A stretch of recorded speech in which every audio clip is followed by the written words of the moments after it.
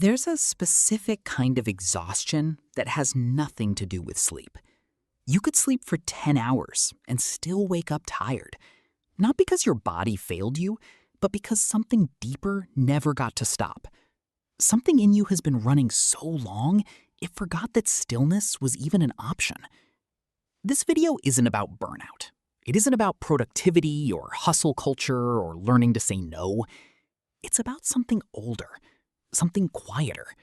The psychology of people who were never truly given permission to rest, and what begins to happen inside them when they finally are. Most people assume that rest is simple, that when the pressure lifts, the body exhales, the mind goes quiet, and peace arrives like sunlight through a window.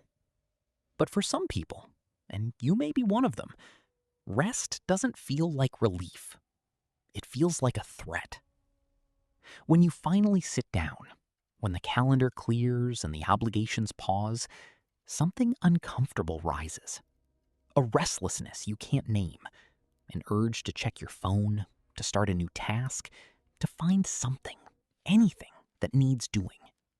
And if you force yourself to stay still, a low hum of anxiety begins. A sense that you are forgetting something, that you are doing something wrong simply by doing nothing. This is not laziness in reverse.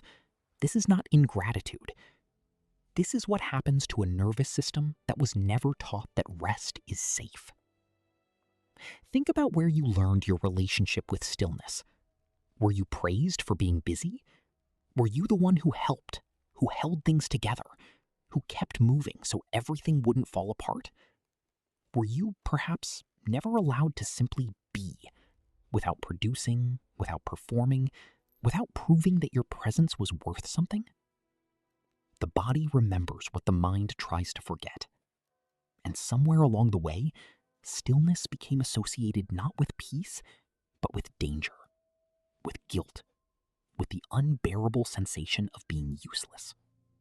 So you kept moving, not because you wanted to, because stopping felt worse.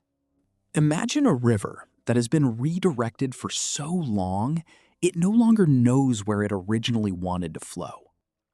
That's what chronic busyness does to a person over years. It doesn't just exhaust you, it reshapes you. It changes what you value, what you fear, how you measure your own worth. It builds an entire identity out of motion. You become the reliable one, the capable one, the one who handles things. And there is pride in that. Real pride, earned pride.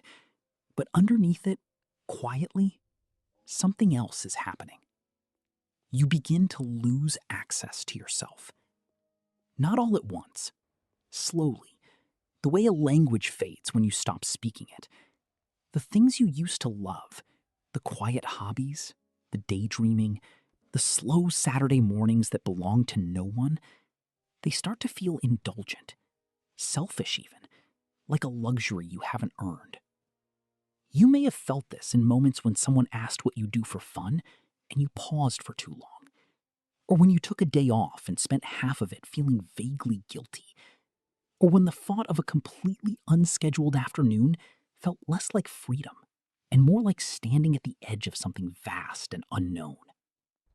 That pause, that discomfort, that's not a personality flaw. That is the architecture of a life that was built entirely for others. One brick at a time, The body is patient, remarkably, heartbreakingly patient.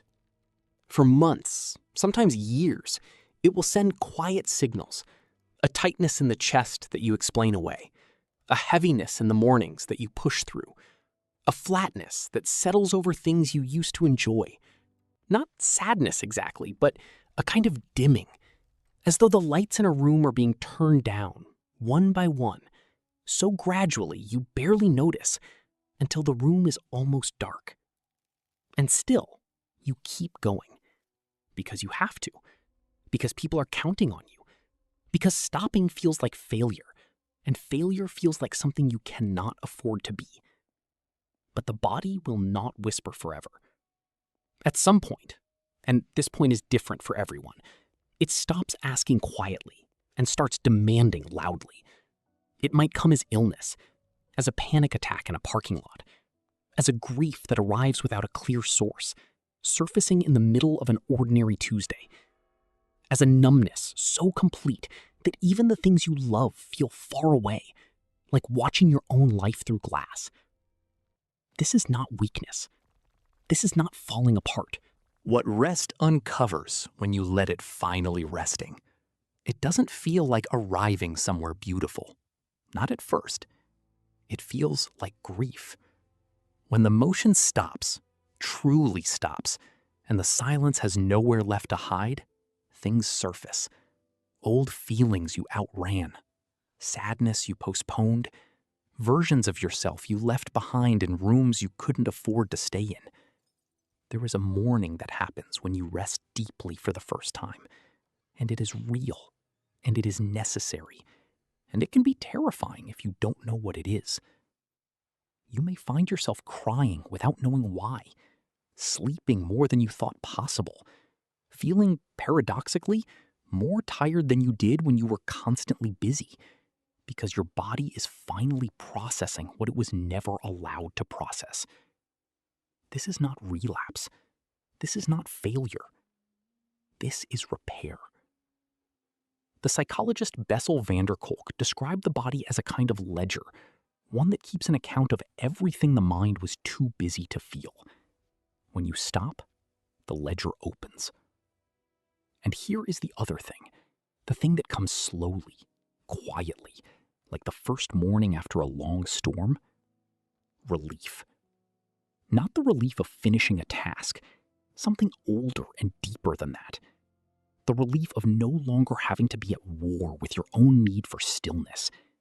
The relief of discovering that you can stop and the world does not end. That you are still here. That you are allowed to be here without producing, without performing, without earning your place. That you were always allowed to rest. You just weren't told. If you've spent